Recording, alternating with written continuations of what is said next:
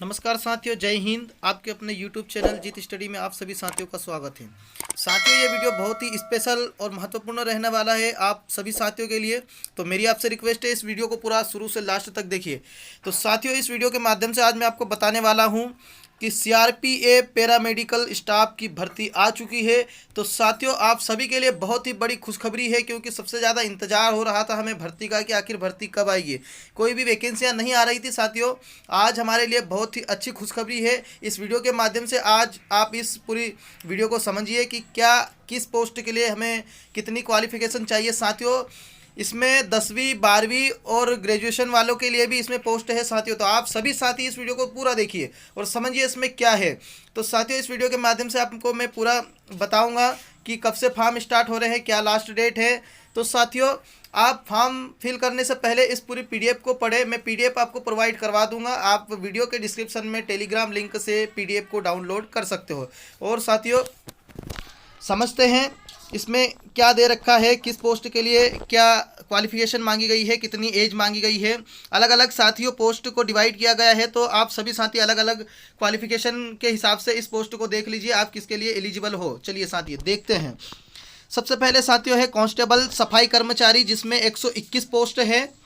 साथियों, total post है जो CRPF पैरामेडिकल में टोटल पोस्ट 789 पोस्ट है, जिसको अलग अलग डिवाइड किया गया है। तो साथियों, जिस तरीके से कांस्टेबल सफाई कर्मचारी की 121 पोस्ट है, इसकी एज लिमिट है साथियों 18 से 23 साल। जो 18 से 23 साल के बीच में है वो साथी इसमें अप्लाई कर सकते हैं कांस्टेबल सफाई कर्मचारी में, जिसमें क्वालिफिकेशन मांगी है साथियों 10वीं पास।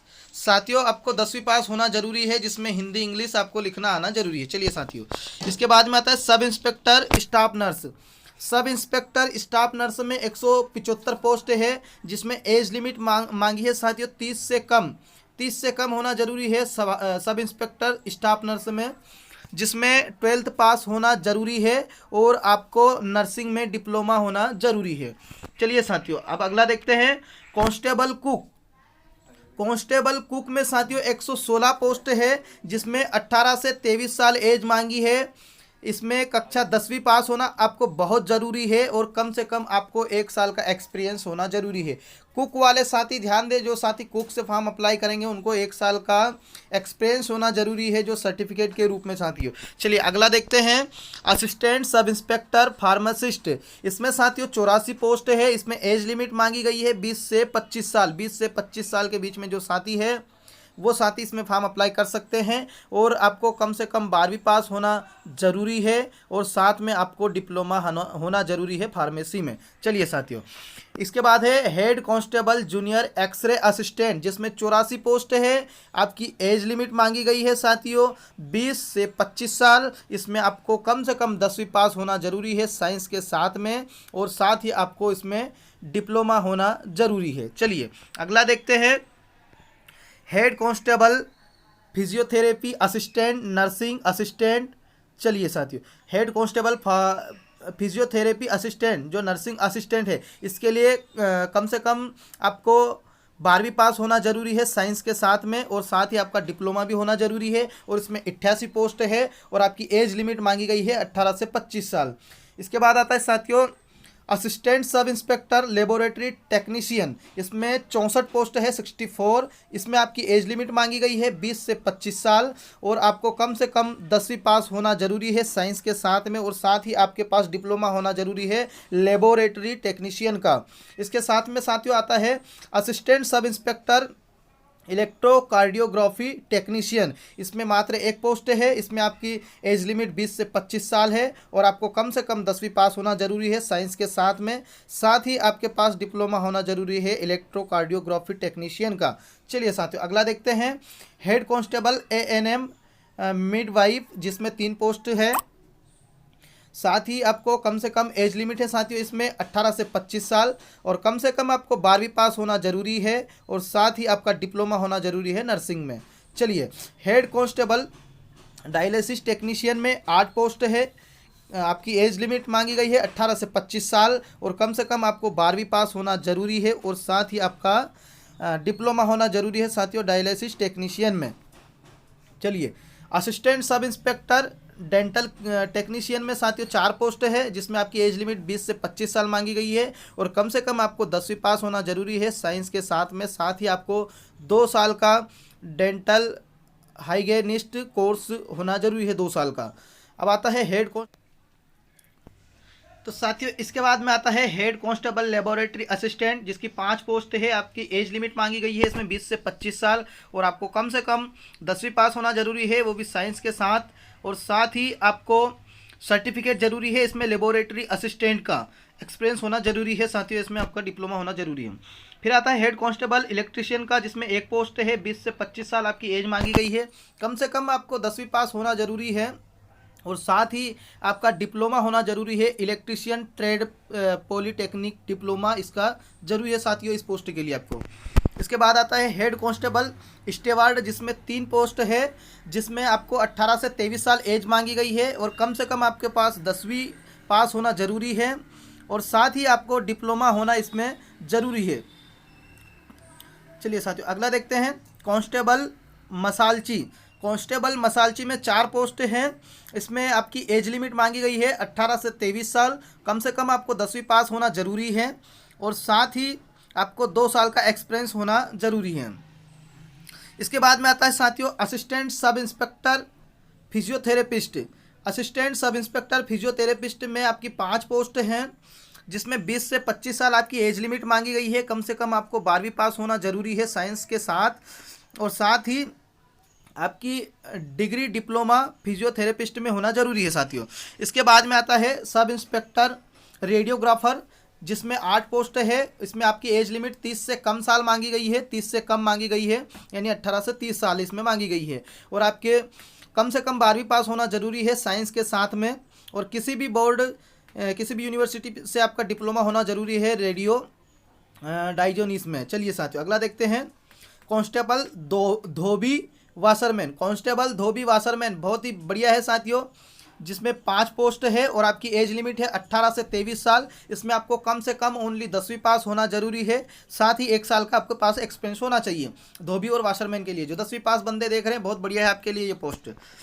इसके बाद में आता है कांस्टेबल WC, इसमें 3 पोस्ट है, जिसमें 18 से 23 साल आपकी एज लिमिट मांगी गई है, कम से कम आपको 10वीं पास होना इसमें ज़रूरी है। चलिए साथियों अगला आता है constable table boy.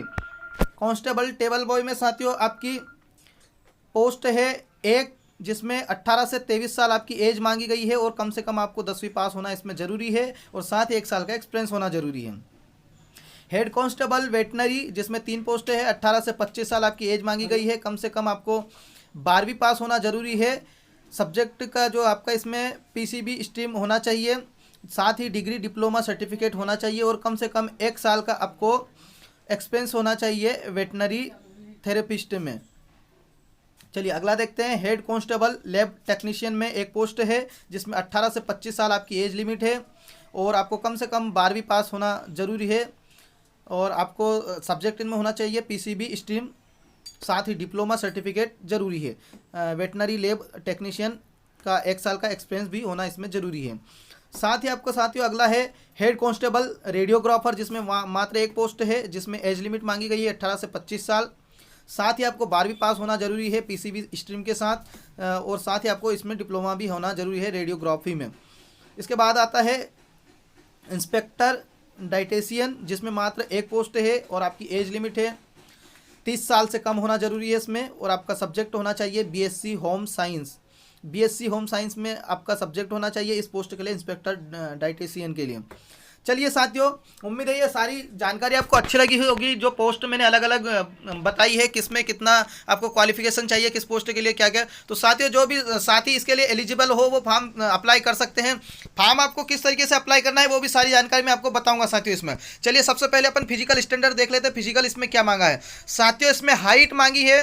Height male candidate के लिए 170 सेंटीमीटर है और फीमेल कैंडिडेट के लिए 157 सेंटीमीटर हाइट है और चेस्ट साथियों मेल कैंडिडेट के लिए 80 और फुलाव में चाहिए आपको 5 सेंटीमीटर, यानी 80 से 85 सेंटीमीटर आपका इसमें चेस्ट होना ज़रूरी है।